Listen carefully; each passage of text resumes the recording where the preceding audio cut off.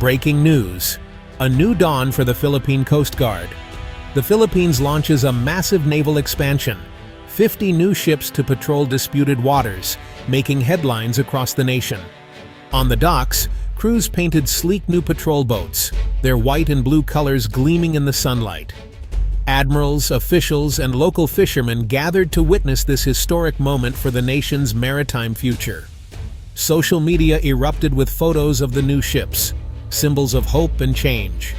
For years, the Coast Guard was outnumbered, watching as foreign vessels encroached on Filipino waters. Now, with 50 new ships, the message is clear. The Philippines is ready to defend its rights and its people. The South China Sea is one of the world's busiest and most contested waterways. Every day, ships from many countries cross its waves, carrying goods, oil, and sometimes conflict. In recent years, tensions have grown, with Chinese vessels building artificial islands and clashing with Filipino fishermen and patrols.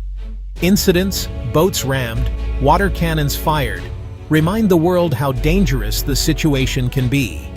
The Philippines is expanding its fleet, not just to match China, but to restore confidence and protect its waters.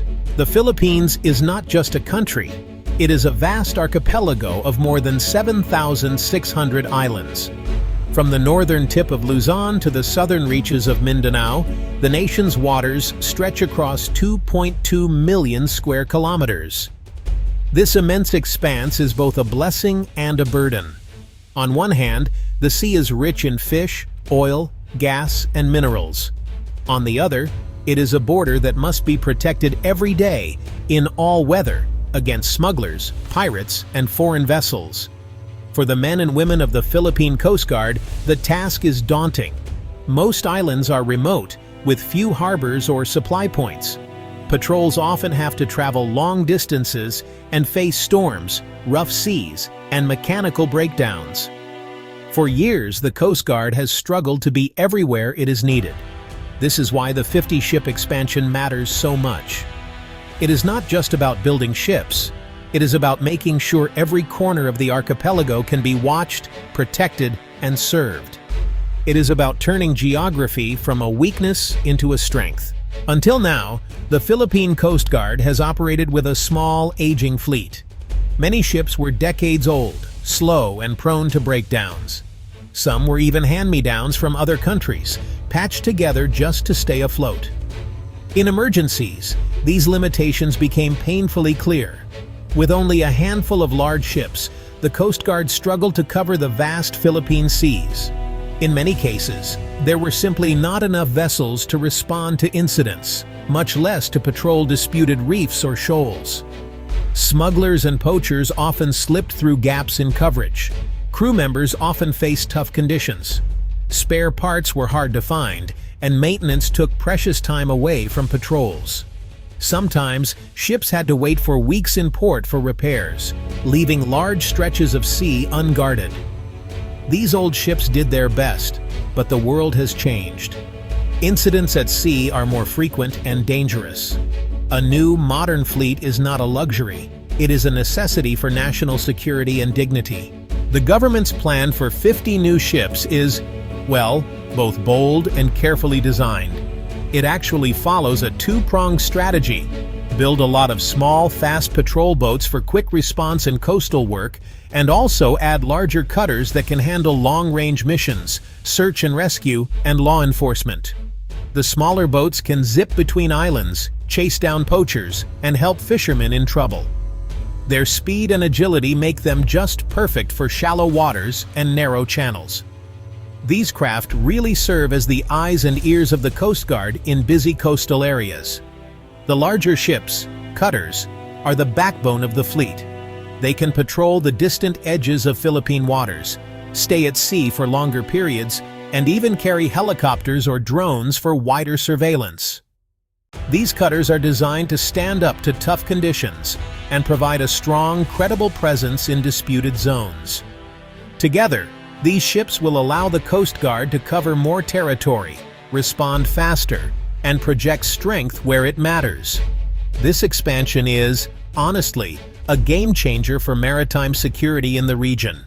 Many of the new ships will be built in Philippine shipyards, a decision that brings big benefits beyond security. Local shipbuilding means thousands of new jobs for Filipino workers, engineers, and technicians. It also helps local industries grow, from steel to electronics. By building ships at home, the Philippines is investing in its own future. Young people can learn new skills, companies can develop new technologies, and the country can be proud of its own achievements. This project is not just about buying hardware.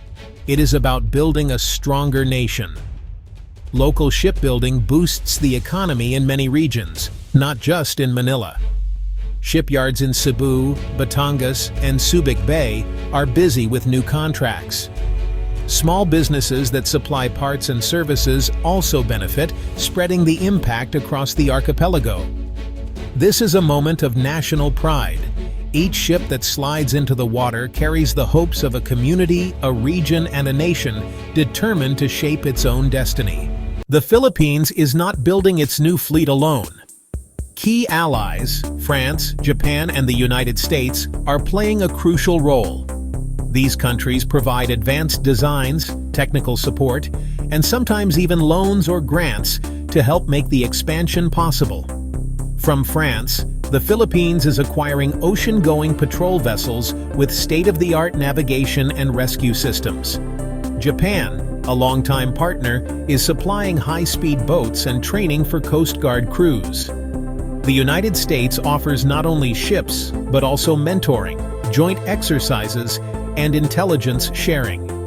These partnerships bring the latest maritime technology to the Philippines. Filipino sailors and officers train alongside their foreign counterparts, learning new skills and building trust. This cooperation also sends a strong message. The region's security is a shared concern. By working together, the Philippines and its allies build not just ships, but also bridges of friendship and security in a troubled region. For many Filipinos, the sea is life itself. Thousands of families depend on fishing for their daily bread. In recent years, however, fishermen have faced harassment, danger, and uncertainty as foreign ships patrol traditional fishing grounds. The new Coast Guard fleet promises to change this.